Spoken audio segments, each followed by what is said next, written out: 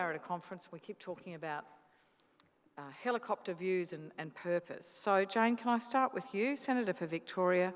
What is your purpose in the Senate and why have you gone to such pains to get on economic committees and have thoughts about superannuation? Well, I suppose I should start by saying I'm actually the newest senator on the panel today. I was only elected in 2016 and I was in fact the last senator elected. I was number 76 there for a very short period of time. The good news is in the Senate, if you just stand still, people retire or drop off. So, I think I'm now number 73. I'm moving up the ranks quite fast. So I came from the financial services industry. I had a lot of experience in funds management in particular.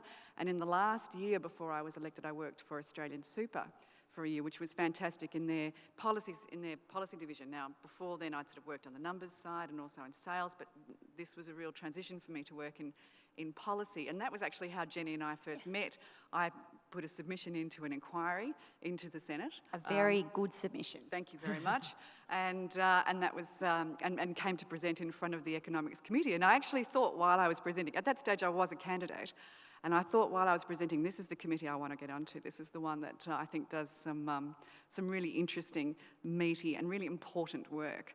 I really feel that there's a really specific role for women to play a role in economic debates, and that was actually why when I went to the Senate I asked to be placed on the Economics Committee.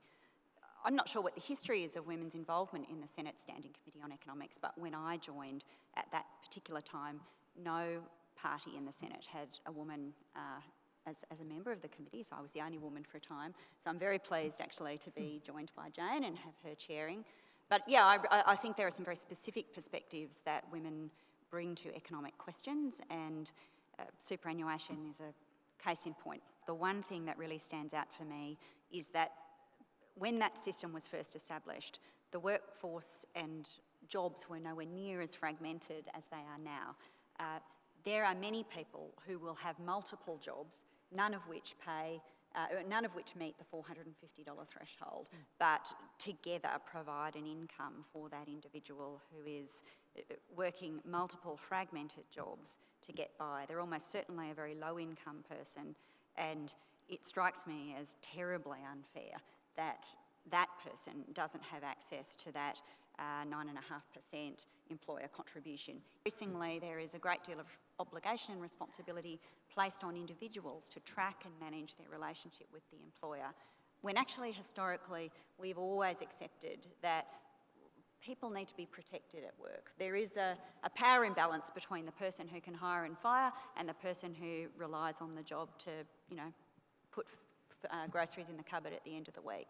Okay. And I think we need to be thinking about that power imbalance when we're thinking about solutions to this problem. Is that if you have these highly subjective words legislated, well then it opens up Pandora's box. One of the things that the industry has been crying out for is stability and confidence in policy making. And I think that when you put subjective words in, somebody might eventually come along and decide that adequacy allows us to dip into superannuation to pay a HECS fee or a help fee, because that reduces your debt overall and allows you to save more for retirement. So, it all becomes a bit sort of convoluted. I think that if you keep the definition tight and they keep the framework of policy making tight, it actually allows for better confidence and integrity in the system.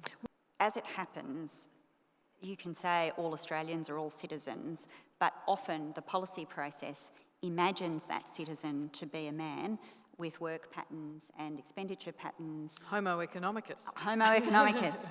And I think it would be interesting to see what use of the words men and women produced in terms of a policy outcome. I think there is a desperate need to reset the norms around gender analysis for economic propositions in Treasury and in other agencies, and I pushed very hard for that within the Labor Party, and we took that policy to the last election. In the most recent round of superannuation policy changes that proceeded after the election, I pressed Treasury very hard, and indeed the Minister, Minister Cormann, very hard about what gender analysis had been done on the superannuation changes that were being proposed by the government, and basically the answer was none. Tax can be a barrier to super fund mergers, as you know. currently there's a provision that allows for CGT rollover relief and transfer of losses that expires in the middle of this year. Will we see an extension to allow for the consolidation in the industry that some policymakers think is appropriate? I think consolidation in the industry is incredibly important for those small industry super funds in particular, small funds generally. There is the critical mass issues with those funds, and they are not serving their members to the best of their abilities. And I would like to see that CGT extension occur. Yes, that's something that I'll certainly be speaking about. I am confused about why the government spends so much time worrying about the not-for-profit funds. It strikes me that the overall frame, which is that we have a not-for-profit organisation focused on investing, on maximising returns to membership, it's essentially a kind of cooperative structure. Seems to me a really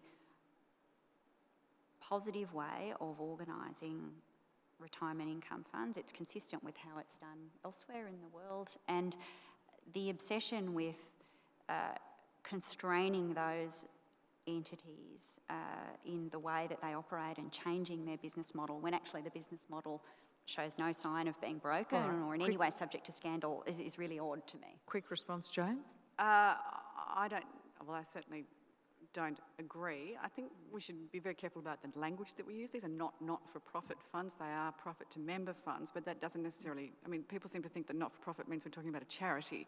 They're not charities at all. They spend an enormous amount of money, of members' money, on various things like advertising, like chicken and hen house ads, like advocacy, like salaries. Just because they're profit to members doesn't necessarily mean they're not-for-profit. That's very, very different. So why are their children who never leave home being denied getting their hands on their superannuation in order to build a nest egg outside super, i.e. a home? These questions of inequality on income and on wealth are the questions for this decade. We've got increasing inequality, and whether we're thinking about super or housing policy or wages policy or any other number of things, thinking about how we create just even hold inequality where it is or make it better should be the focus of policymakers and legislators. I agree. In fact, the Coalition's all about intergenerational responsibility, which is why our focus is on reducing deficit, reducing debt, and making sure that the retirement income system, whether it be superannuation or whether it be pensions, is sustainable in the future. A lot of this policy thought ought to be twinned with an intergenerational report. Yeah, I would actually like to see superannuation policy development tied to the intergenerational report.